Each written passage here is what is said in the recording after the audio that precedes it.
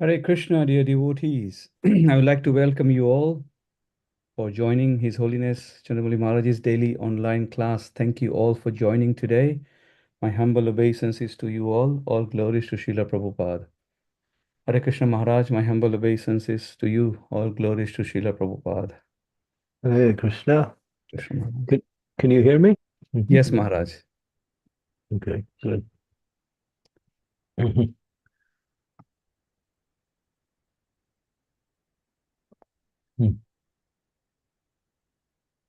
We will be continuing with 2.2.5. Thank you. Okay, very special verse that Srila Prabhupada spoke on very often. This is a very valuable verse that His Divine Grace wanted to emphasize as one of the angas of our practice of Krishna consciousness. Om Namo Bhagavate Vasudevaya.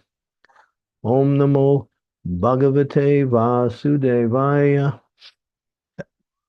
Om Namo Bhagavate Vasudevaya. Chitrani Kimpatana Satim Disim Dibik Chirani Kimpatidana Satidase Disanti Biksham Navam Gripa Parabritam Saratopya Suyan Ruda Guyam Kimajito Vatano Pasanan Kasman Bhajante Gavayo Dana Durma Dadanan. Translation. Are there no torn clothes lying on the common road? Go down. I can't see the whole translation. Yeah, right there. Are there no torn clothes lying on the common road? Do the trees which exist for maintaining others no longer give alms and charity? Do the rivers being dried up no longer supply water to the thirsty? Are the caves of the mountains are now closed? Or above all, does the Almighty Lord not protect the fully surrendered souls? Why then do the learned sages go to flatter those who are intoxicated by hard-earned wealth? Purport. The renounced order of life is never meant for begging or living at the cost of others like a parasite. According to the dictionary, a parasite is a sycophant who lives at the cost of society without making any contribution to that society. The renounced order is meant for contributing something substantial to society and not depending on the earnings of the householders. On the contrary, accepting of alms from the householder by a bona fide mendicant is an opportunity afforded by the saint for the tangible benefit of the donor. In the Sanatana Dharma institutions, alms giving to the mendicant is part of a householder's duty, and it's advised in the scriptures that householders should treat the mendicants as their family children and should provide them with food, clothing, etc., without being asked. Pseudo-mendicants, therefore, should not take advantage of the charitable disposition of the faithful householders.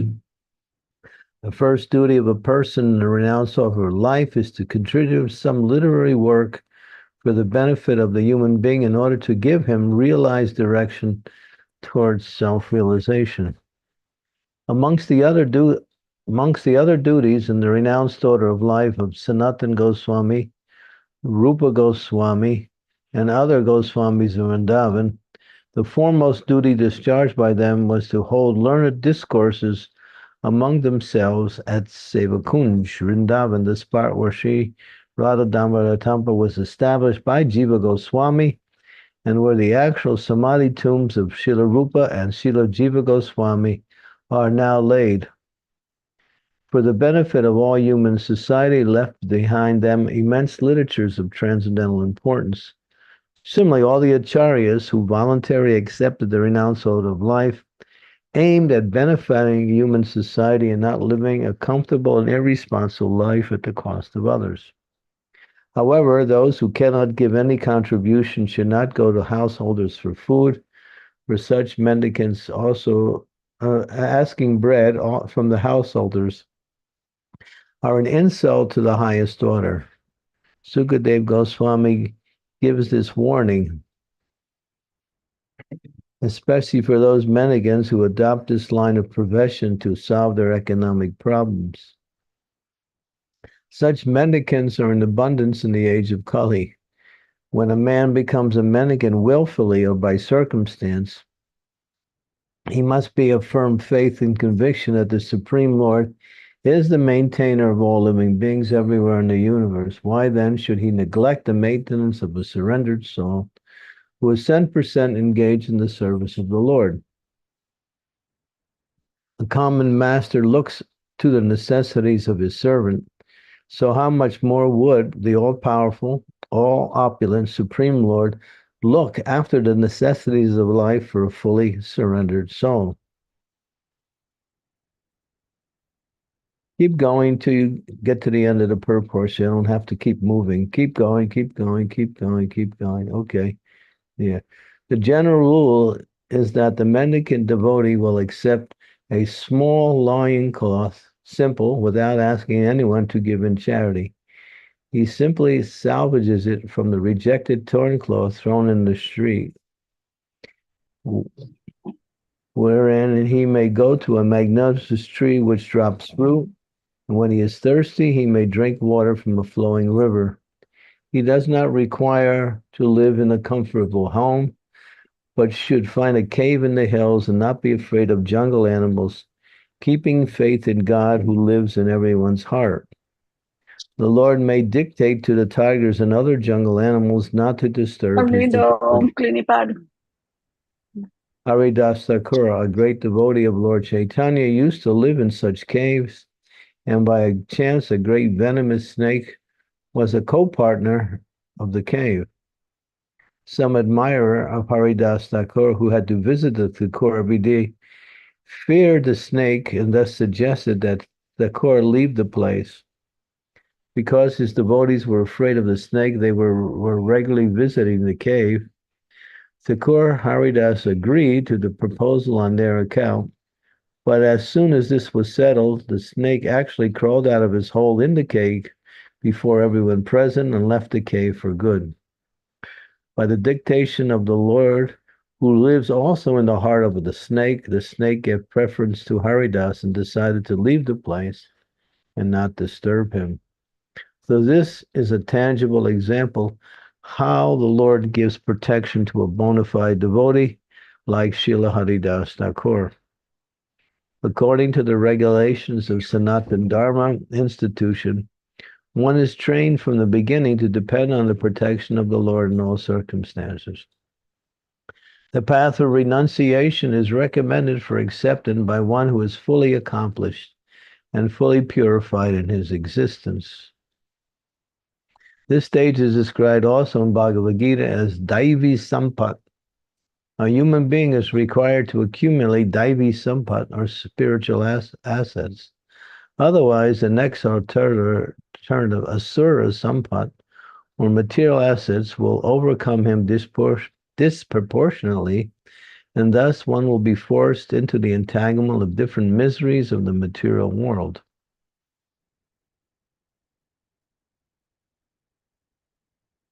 A sannyasi should always live alone without company, and he must be fearless. He should never be afraid of living alone, although he is never alone. The Lord is residing in everyone's heart, and unless one is purified by the prescribed process, one will feel that he is alone. But a man in a renounced order of life must be purified by the process. Thus he will feel the presence of the Lord everywhere and will have nothing to fear, such as being without company. Everyone can become a fearless and honest person if his very existence is purified by discharging the prescribed duty for each and every order of life.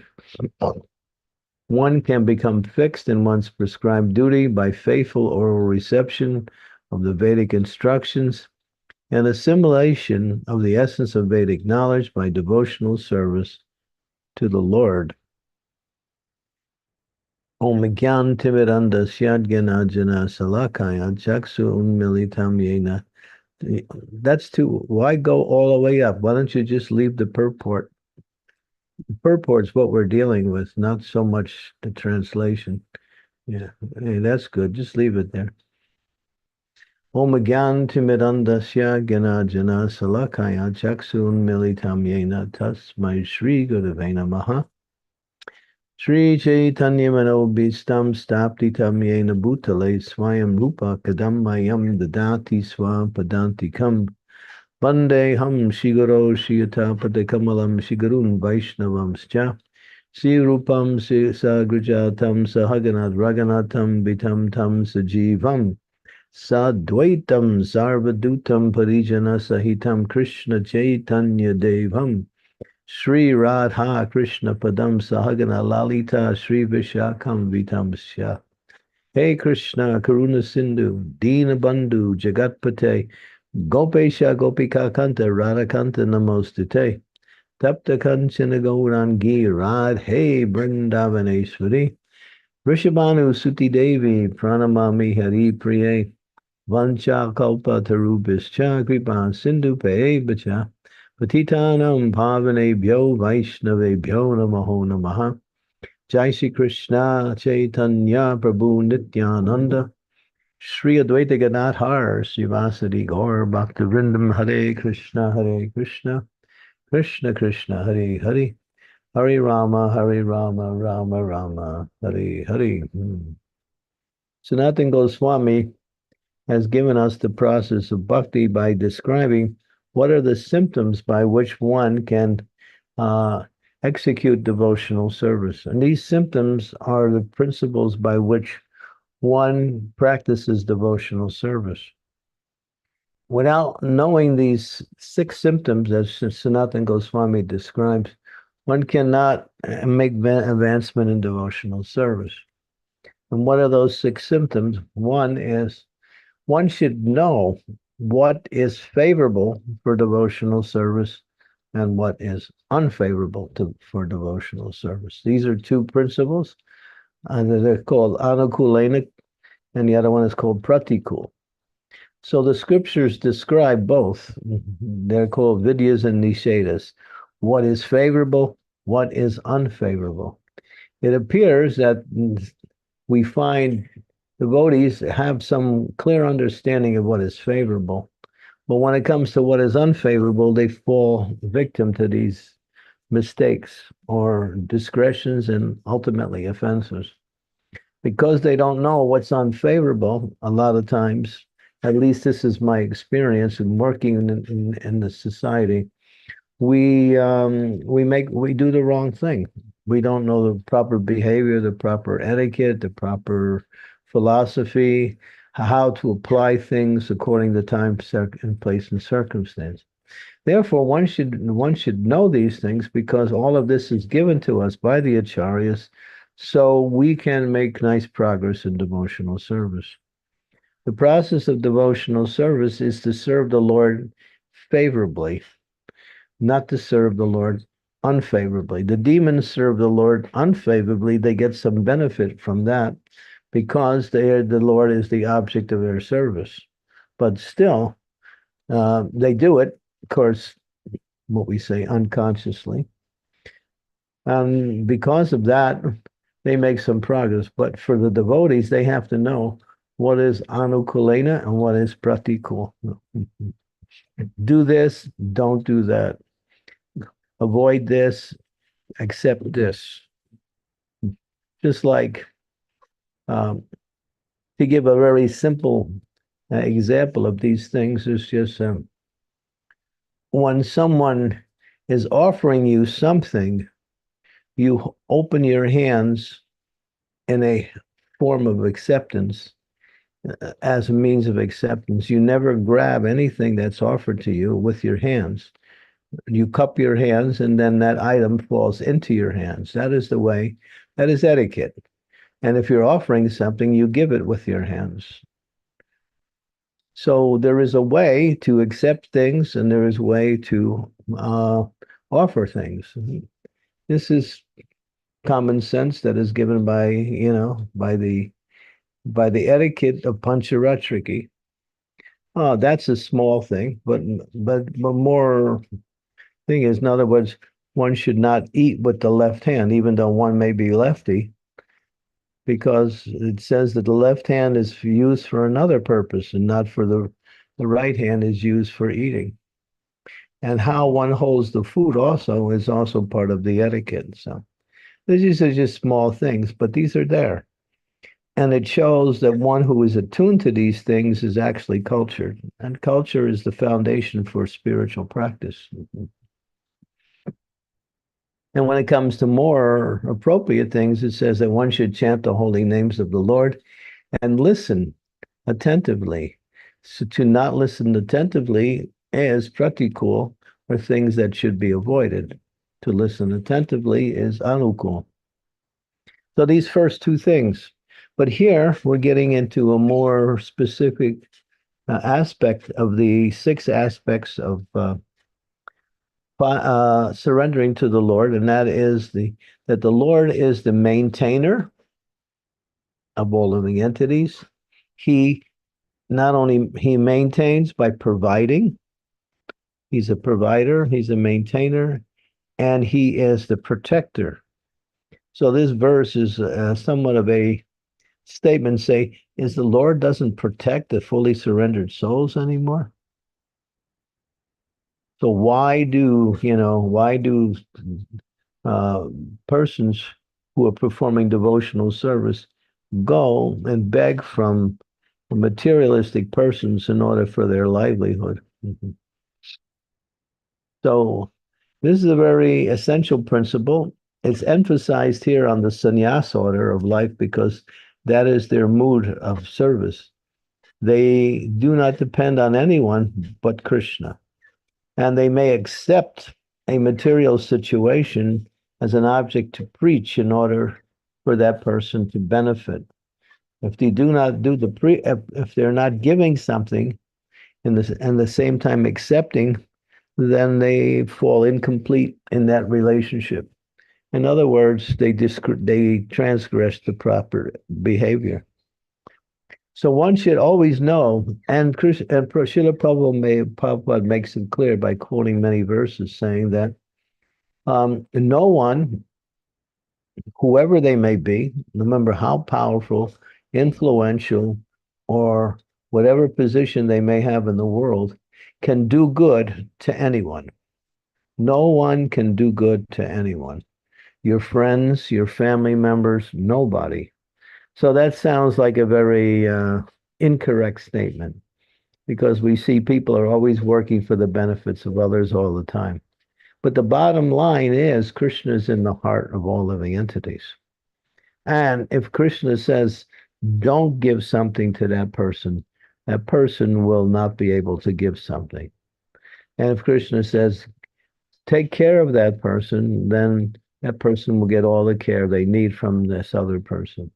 So we see here when the snake was living with Srila Haridas Thakur, Haridas Thakur didn't have to ask the snake to leave. As soon as he decided that the snake shouldn't be there because he didn't want to inconvenience his visitors, Krishna within the heart, he's in the heart of all living entities, he's Antaryami, he indicates to the snake to leave. How he does that, that is his, what we say, transcendental potency. He he can make you think other than what you normally think, or he can give you great intelligence where you can think way beyond the way you normally think. Krishna is the supreme source of all activities and the quality and potency and success of everything. He is also that feature, although it is us who are carrying it out. Our independence is simply to choose between Krishna and the external energy.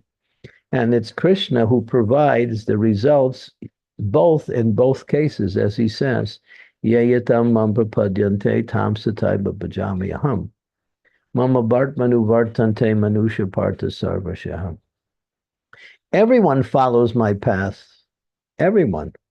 According to how they approach me, I reciprocate accordingly. So that is an absolute principle. As you approach the Lord, either material, spiritual, or a combination of both, then that activates his energies, which are under his control, and then one gets a particular results accordingly, like that. So Krishna is there to provide the results of all activities. So devotees who are surrendered in devotional service don't have to worry about their basic maintenance. They don't have to worry about being protected because they know the Lord is protecting.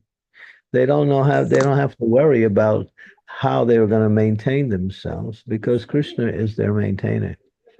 Therefore, it says that one who is surrendered to the Lord provides everything. Of course, if we're not surrendered to the Lord, if we're still making our own plans to somehow provide everything we need, then to that degree, the Lord will reciprocate accordingly. And then he will facilitate your activities under the influence of the material energy. And therefore, what you see is that a devotee who is not dependent onto the Lord will get something or not get something in their own endeavors. But when they're completely dependent on the Lord, whatever happens comes by way of the Lord directly, and everything is perfect because Krishna takes care of his devotees. He takes care of all living entities. He says that, Aham bija pita pita, I am the seed-giving father of all living beings. As a father takes care of his son, and he is the perfect father who has all resources to take care of everything and everyone at all times in all places. One should never think that Krishna cannot take care of a person because he is doing it in a perfect way. Of course, sometimes when we want things that are not beneficial for us or do things that are not in line with devotional service to him, we may not achieve the desired results because the three modes of material nature work according to his plan and give you a mixed desire reaction according to your endeavors in that direction. So that is somewhat dependent on your desire and your activity, which follows your desire. But here, the most important part is that a devotee is completely dependent on the Lord. The Lord, even in the Christian traditions, they have a particular statement: the Lord giveth, the Lord taketh away, blessed be the Lord. So the Lord is always giving, taking away according to what is needed and what is not needed, like that, for one's maintenance and one's livelihood and one's progress in devotional service. So we have to practice becoming dependent on Krishna. And if you practice becoming dependent on Krishna, you will see in the most amazing way that he is always there to take care of his devotees. He always provides, provided you have that faith. If you don't have faith, if you're testing the Lord to see whether he's going to provide or not, he is not a person to be tested. And he will act outside of what he normally does just to say, I'm not there for your testing ability. Either you have that faith, or if you don't have that faith, then get the faith. Because ultimately, and here it says, one who in a renounced order of a life can live alone without company and be fearless. He should never be afraid to live, even in a very difficult circumstances. Why? Because Krishna is in the heart. Giving you an example, and this, many of you are aware of the war in the Ukraine, and so there's more than 20,000 devotees in the Ukraine. And so far, no devotee has been killed. The only devotees who have been killed in the Ukraine are the ones who joined the military forces and engaged in active fighting. But the devotees who are there as taking shelter, they can't leave. The men are not allowed to leave. The women are allowed to leave, but the women are also staying with the men because many of their men have their husbands or their fathers or whatever. So they're all staying together, and the devotees are fully protected. And there was one incident where there was one one devotee who actually was in the military, and there was a bombing coming, and all of the soldiers took shelter in one bunker. And one bomb came into the bunker and landed right on the shoe of that devotee. The rest of his colleagues were not devotees. The bomb landed on his shoe, but the detonator of the bomb did not go off. And when all of the other his friends saw what happened, how they were all saved because being in the association of this one devotee, they their faith increased tremendously. So we have faith in God, and we live according to His principles. If we live outside of according to His principles, we can't say we have faith in God. Faith means to live according to how He has given us that process of taking shelter of Him and depending on Him in all circumstances. And He likes, this is the point, Krishna enjoys giving protection to His devotees. Kontiya pratijanihi name bhakta pranasyati. When Arjuna was in trouble after Bhishma Dev was fighting very fiercely to kill Arjuna, he was determined because he was insulted by Duryodhana. Duryodhana was saying the day before, "You're not fighting to your capacity, grandfather, because you have too much affection for the Pandavas." And that was an insult because a Kshatriya, he's told he's not fighting to his capacity. That's an insult. So in order to prove that that was different, Bhishma said, "All right, tomorrow I'm going to kill all of the Pandavas, just watch." And then Krishna became aware of that, and there's a whole story which led up to Bhishma fighting with Arjun, and Arjun had no chance to fight against grandfather Bhishma. He was no match. And his Krishna's up the chariot, and the chariot is being smashed by the arrows of Bhishma Dev. The, the chariot wheel breaks. Krishna falls off the chariot along with Arjuna. And now Bhishma Dev is ready. But then Bhishma Dev is waiting for Krishna to protect his devotee, and he does. He picks up the chariot wheel, broken chariot wheel, and charges and his charter is flowing in the wind.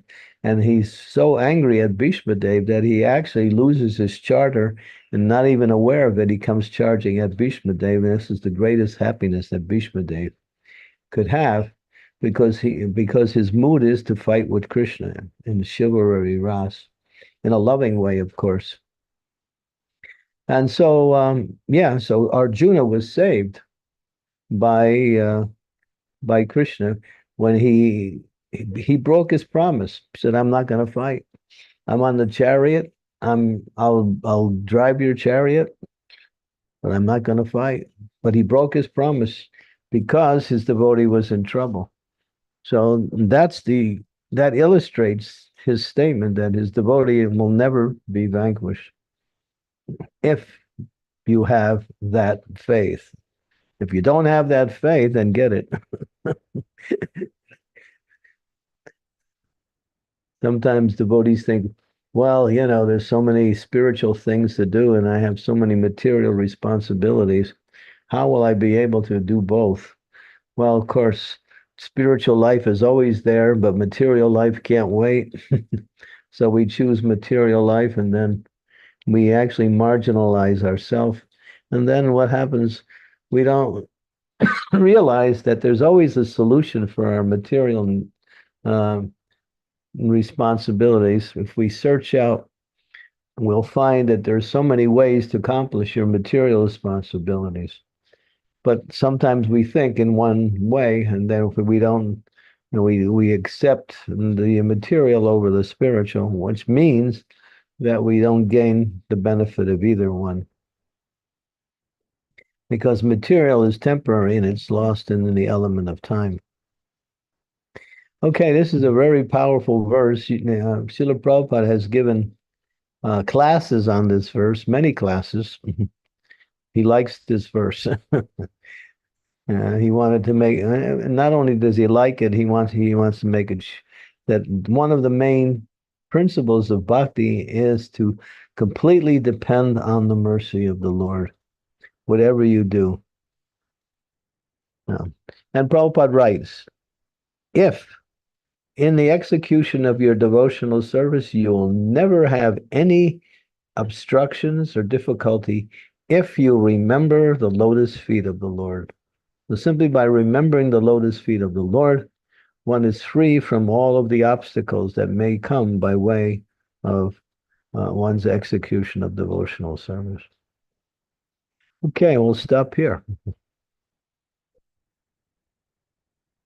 What are you doing? Hare It's Krishna. already changed. Yeah, that's going to sleep. Huh? Put it to sleep. Who? Very nice. Sleep. After lunch, we put it to rest. Right? Where'd you get that idea from? Oh, That's at the not here, not here. okay, but And lunches are not at 5 o'clock either.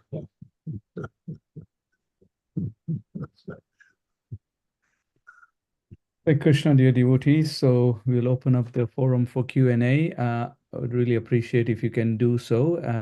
And if you're comfortable to turn on your camera so we can make this a more personal interactive session. You can ask your question by raising a hand or putting it in the chat window where I can read it on behalf of you if you're not able to speak. Thank you. So, Krishna Kaviraj Prabhu, you already have a question. Thank you. Please go ahead. Thank you very much. Please accept my humble obeisances.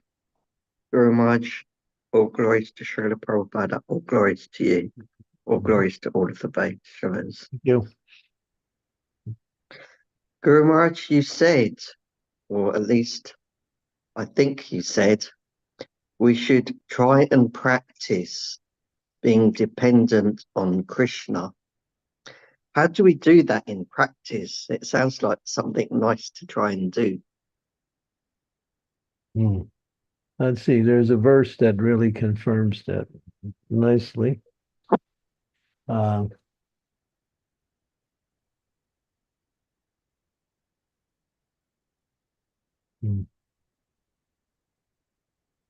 One who sees me and everything in me is never lost, and I am never lost to him.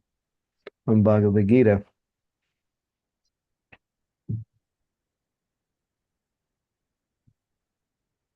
Becoming dependent on Krishna means Arjuna, he told Arjuna to fight, but he said your fighting is not going to be the cause of your victory. But still you have to fight because you're my instrument in order for victory to be achieved. But then, of course, it's understood that if Arjuna decided not to fight completely, of course he didn't, Krishna's will still be accomplished. So he said, fight for the sake of fighting, never consider happiness and distress, honor and dishonor, heat and cold, but fight as a service, as a duty. So we do our duty, and we do it in the best possible way. But the results are not within our power to bring about. So we work in that way. We use our intelligence, we use our resources, our mind, our words, our energies in the service of the Lord. But everything is dependent on the mercy of the Lord. The example of activity is that one can never bring about the results simply by their own efforts. There are other factors. And when in relationship to devotional service, Krishna gives the results or doesn't give the results like that. One should try for the results. One should act in such a way to think that the results depend on me, but at the same time, one should know they don't depend on me.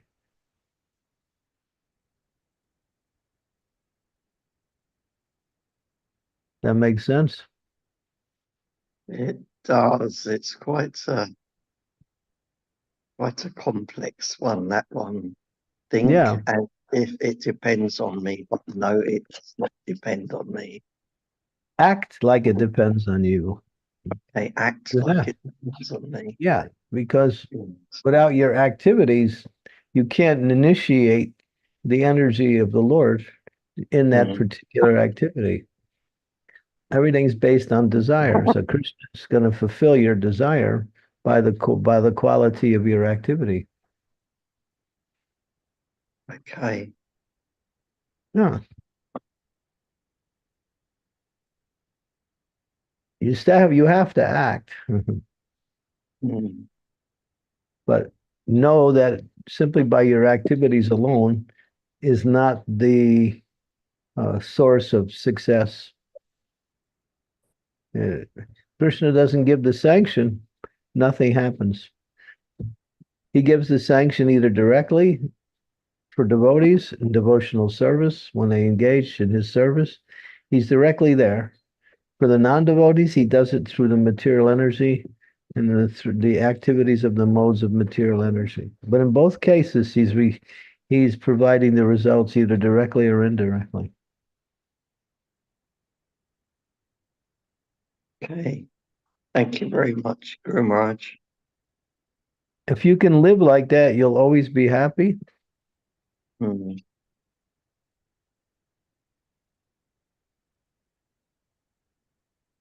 It's not that you relax and think, well, I'll just do it in a very relaxed way. No, Krishna wants to see your bhakti and the quality and the attention you put into the activity is an element of bhakti.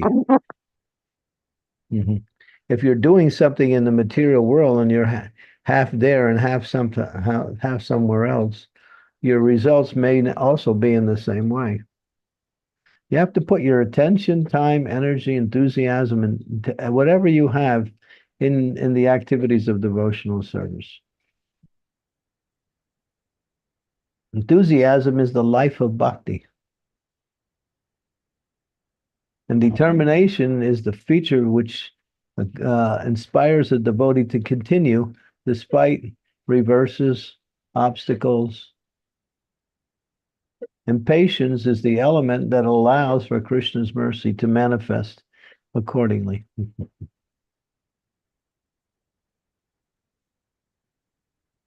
Wow, thank you, Guru Maharaj. That's an amazing lesson that you just gave. I feel just like invigorated by it. Thank you so much. Thank you. Yeah, we follow that process. That's Rupa Goswami's uh, recommendation how to execute devotional service.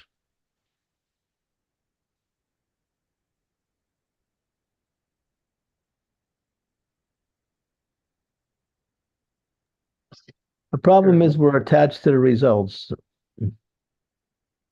We should act attached, but at the same time not be attached.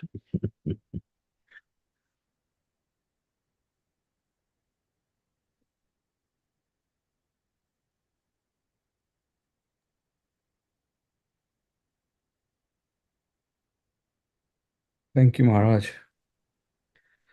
Maharaj, I had a similar question, which I wanted to ask with Prabhuji asked. I think because I am sometimes tasked in my services to do some event management or planning for Sankirtan teams, and I really go into a lot of details to plan those. And my wife sometimes says to me that you leave something to Krishna as well, because I get worked up upon some minor details about how we do things and planning side of things. So I think it is very important to realize that from the instructions today, and your answers given previously, that we have to act in such a way that the results is depending on you. At the same time, when you finish it off, then you have to just beg the mercy of Krishna, whatever is the outcome, and accept it. Yeah, you do your best. Use your intelligence, time, energy, enthusiasm, all of that. And then you offer to Krishna as an offering.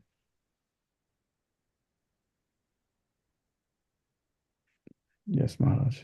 Hmm. Our happiness is seeing Krishna happy. And Krishna says what makes him happy.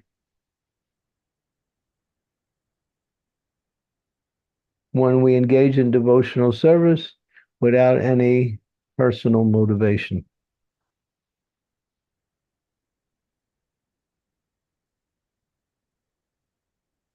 Thank you, Maharaj. If it's your birthday and I bake you a cake, and I can't wait to get a piece. That means I'm motivated by my activities. I might give it to you and think I can't wait to get it, but that's an impure. I'm baking it for you for your pleasure, and if I get a piece, that's nice. If I don't, still my pleasure is providing that activity for your pleasure, not for mine.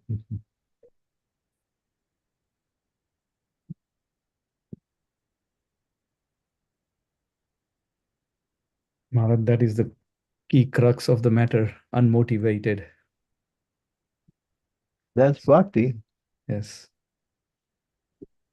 Sabai pum samparo dharmo, ito bhakti is a hoax jay hoita kiya priyata, ayatma suprasidati. After the sages of Nami Saranya asked all the questions to Sutta Goswami, the first answer was that verse. What is devotional service? What is the quality of bhakti? So we can practice that. Even if we still have motivations, that shouldn't discourage us from continuing. But if we don't have to worry about our maintenance. That's Krishna's controlling. He's taking care of that.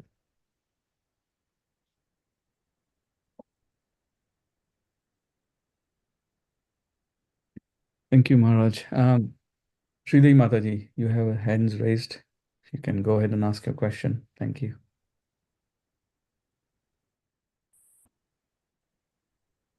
Thank you, Dinanath Prabhu. Please accept that. On this point of endeavoring, Guru Maharaj, I just want to know this for my own understanding and clarification. When I came to Mayapur, I was hunting for a home. And I was looking high and low, east, west, north, south, everywhere. Finally, when I completely gave up and I said, okay, Krishna, I'm not going to try anymore. Whatever situation you keep me in, I'll just try my best to do devotional service. Suddenly things changed. So if I had had that attitude right from the beginning, then I probably wouldn't have had to go through so much of anxiety, endeavor. I could have I leave it to you, Krishna. But is that the right attitude? Or is that the attitude of the endeavoring and then leaving the result to Krishna? What is the right attitude I should have had? Well, you should make an effort in that direction, but the thing is, you if Krishna provided it, that's fine. If he doesn't provide it, then you go on with whatever situation you are in. We waste so much time trying to, fortify our material life, and we don't have any time for doing devotional service.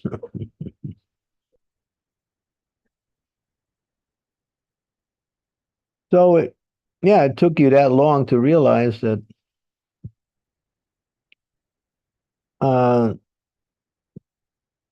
sometimes, you make an endeavor and immediately the results will come.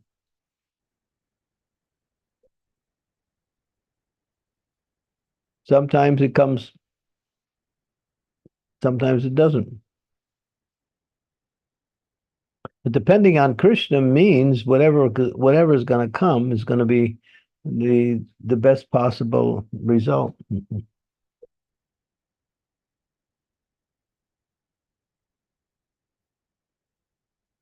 That's why when we do things under the guidance of the spiritual master, we're safe. Even if what we accept under the guidance of the spiritual master doesn't work out according to our desire, still it's perfect because it's devotional service. But when we act independently and start making our own plans, then when the results don't come, we wonder, well, maybe it's because I made my own plans. But then it may necessarily be true, may not necessarily be true. That's why when we act according to Guru, Shadow, and Shastra, we're always in the best position. And there is a learning experience from everything. There's a purifying experience. Yes, Guru Maharaj, that became very obvious to me after the whole thing was over that I'm not the doer. And I was trying to be the doer, and Krishna wanted me to learn many lessons through that whole thing Yeah, and I get rid also of a had lot to of material attachments. I also had to learn so many lessons when you were going through that.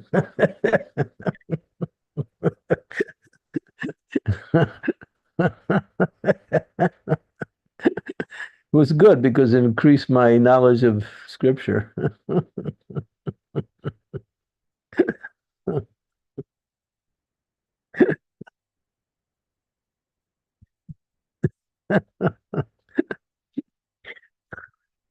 Oh yeah, I'm sorry, Guru Maharaj. it doesn't matter. You'll do it again anyway. That's what I don't want to do, Guru Maharaj. That's why I'm asking all this. I don't want this. That's okay. I'm ready.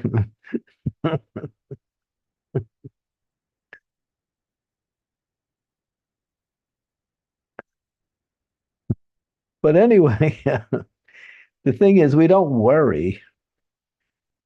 Worry means I'm in control. And if it doesn't work, that means I'm not. Krishna wants to teach you that you're not in control, but you make an effort. Still, you're not the controller. You're still making the effort to initiate an activity, and that's as much as you can do.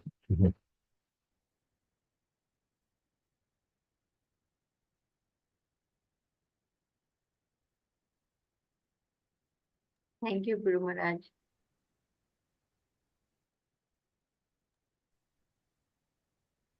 But don't take the other side and say, well, you know, whatever Krishna wants, that's fine.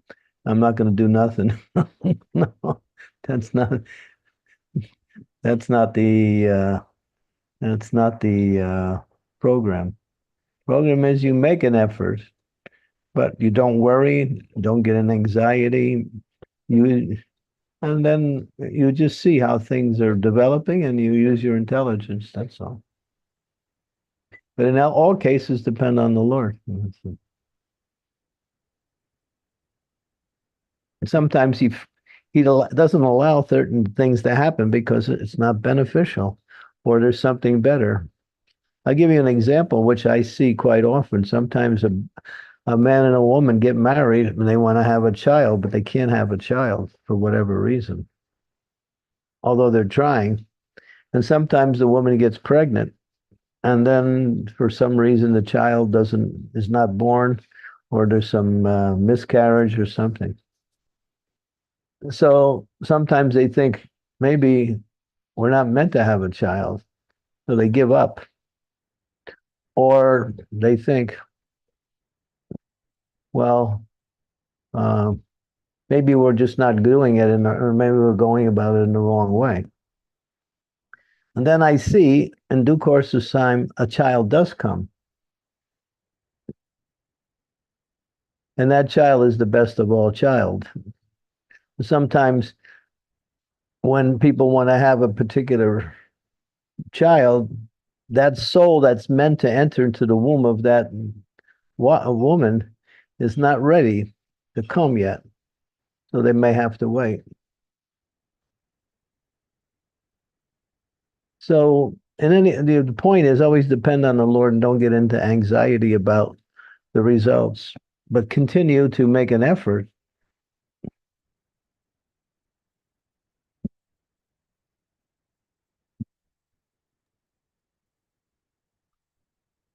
Thank you, Maharaj. Sukhava Mataji, you have your hands raised. Please go ahead and ask your question. Hare Krishna, thank you, Dinanath Prabhu. Hare Krishna, Guru Raj, please accept my humble obeisances. All glories to Srila Prabhupada. Guru Maharaj, if I have understood it right, so whatever you said, please correct me. We have to put our 100% effort and accept whatever results comes through, and should not try to get the results what we were expecting. I mean, sometimes we do try for something and we didn't get it. So should we leave it that stage and carry on, or what should we do? That requires some intelligence to see whether Krishna is moving you in another direction, or you are not meant to receive what you're trying to get. It requires some intelligence. Okay. But when you depend on Krishna, things become clear. Yeah. You get the intelligence to see how to do things. Still have to make the effort. Devotional service is not so easy when it comes to activities, because activities are coming from all angles. The person, the situation, the place, the time, all of these are factors in an activity. The endeavor.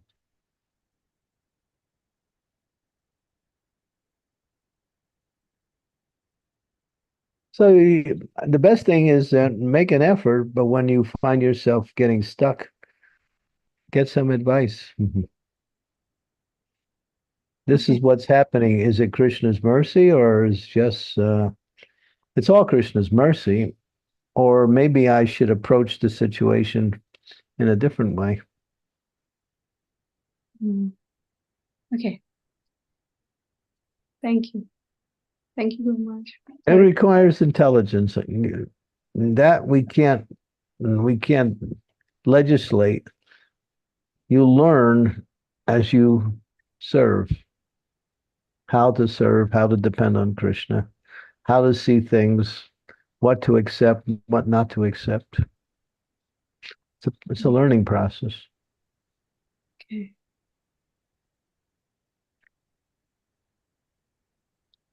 So as we get purified, the vision becomes more clearer. Is that something? As we get more purified, the vision becomes more clearer. We can get more. Yeah, because we're depending on Krishna more, and as you depend on Krishna more, then Krishna's there for you all the time. That you can see.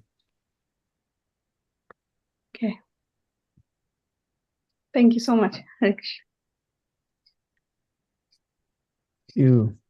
Hare Krishna, we have a question from Elena. Yes, Elena Mataji. Please go ahead and ask. Hare Krishna, please accept my humble obeisances. All glories to Srila Prabhupada. Can Guru Maharaj, can you tell me something about the patience? About patience. Patience, yes. Patience. No. Something about patience? Yeah. All good things come in time, they say. Something that is worth having doesn't necessarily come immediately. So, enthusiasm to remain fixed in the activity, to become determined, even despite when there is some reverses, some obstacles, some reasons to give up, we don't give up. And then patience means, in many cases, not all cases, the results may come, but they may not come immediately. Prabhupada gives a very simple example of patience. He says a man and a woman get married, And now everything is there, but where's the child? They both want a child, but the child will not come immediately. It takes, 10 months before the child can actually manifest. So they perform the activity and then they have to wait for the results. Now that's patience. That's an example of material, but that's how patience works. If I continue my activities in devotional service according to Guru Shadow Shastra, hearing and chanting the glories of the Lord, associating with devotees, serving devotees, worshiping the Lord in different ways, taking only Krishna prasad. If I follow the process, then I will make advancement. There's no question about that. So, Thank you but if so I much.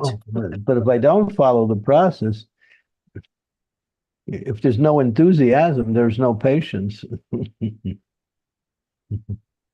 There's no determination, there's no patience.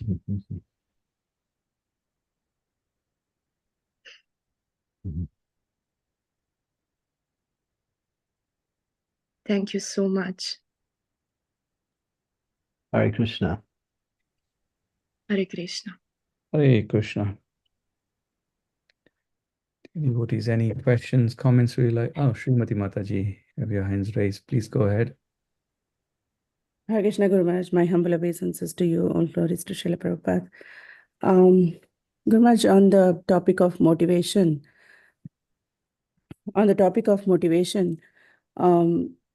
so if we are doing any service and we want to be in the front end always and are not interested in the back end services, will that affect our consciousness of our devotional service?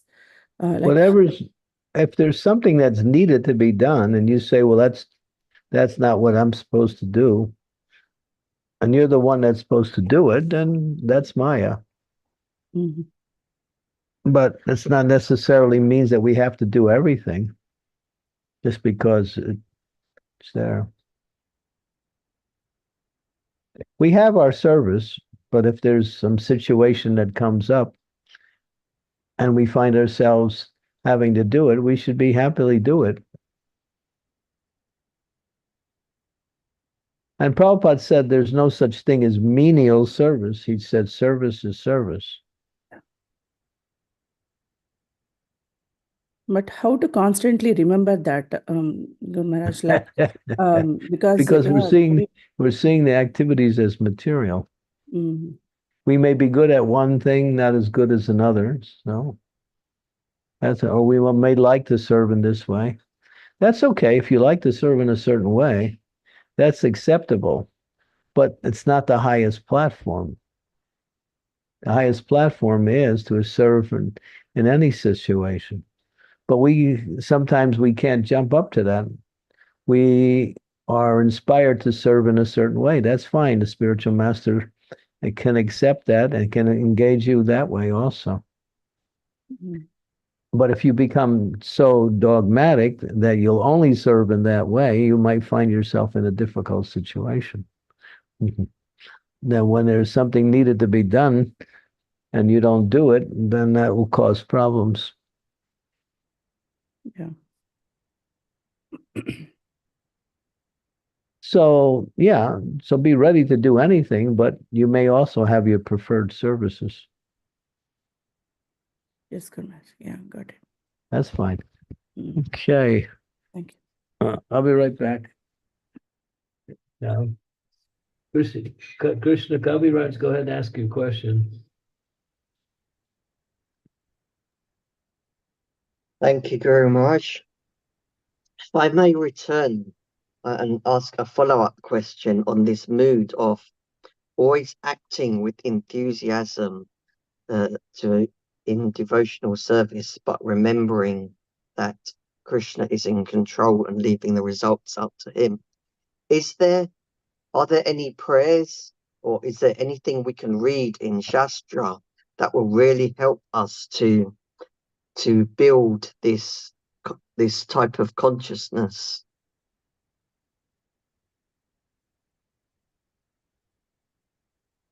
There are.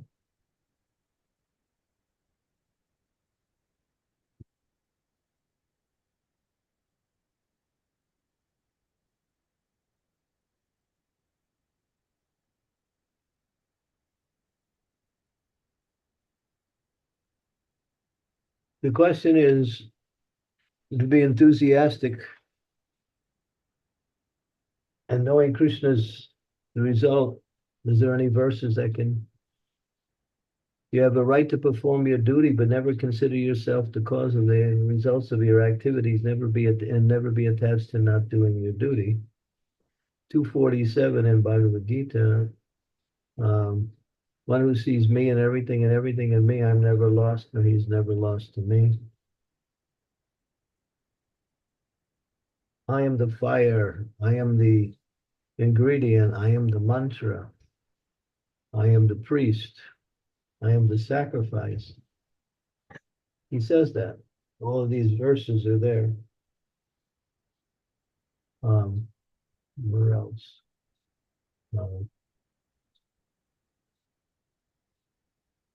Bhaktivinoda Thakur prays that everything he has belongs to Krishna. It all belongs to you. Therefore, I offer everything to you.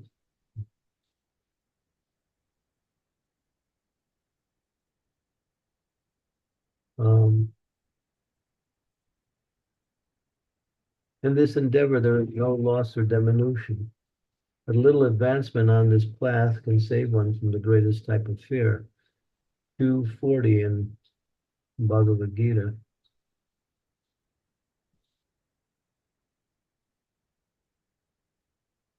241. Vyavasa priyat buddhir ekeha kudanandana bahu sakya yanatascha buddhayo vavasayinam. Those who are on this path are resolute in purpose, and their aim is one, O beloved child. The Kurus, those whose intelligence are many branched. Those who are irresolute, their intelligence are many branched.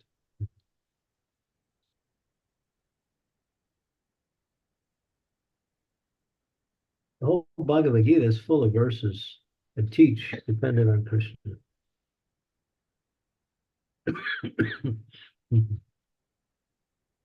Bhagavatam too.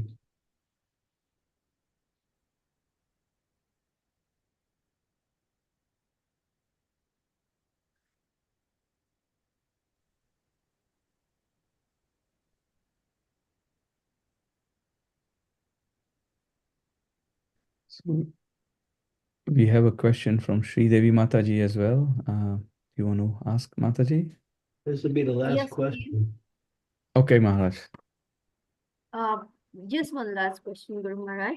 Just picking up on what Srimati asked, when we are all trying to serve Krishna nicely, isn't it better that each of us who is good at whatever we are doing does that particular service? Only if no one is available, it's an emergency situation, then someone can be pressed into service.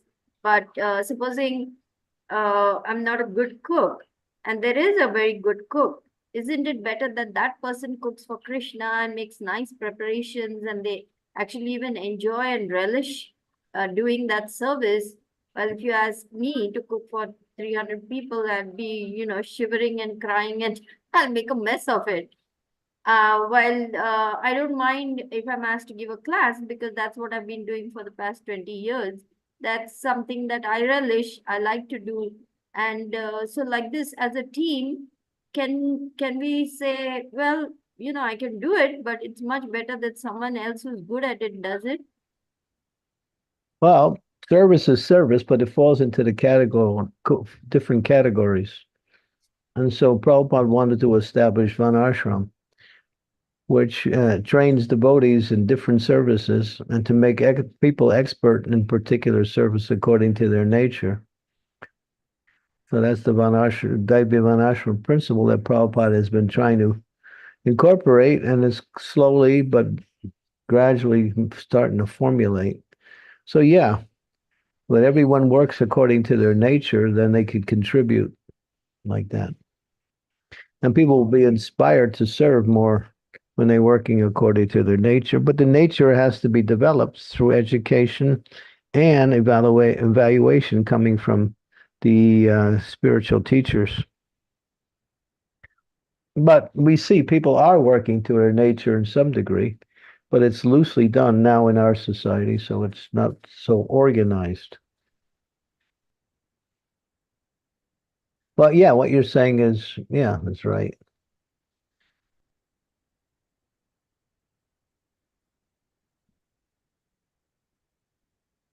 Thank you, Guru Maharaj. Hare Krishna. Thank you. We can, with your permission, Maharaj, we can conclude the class for today.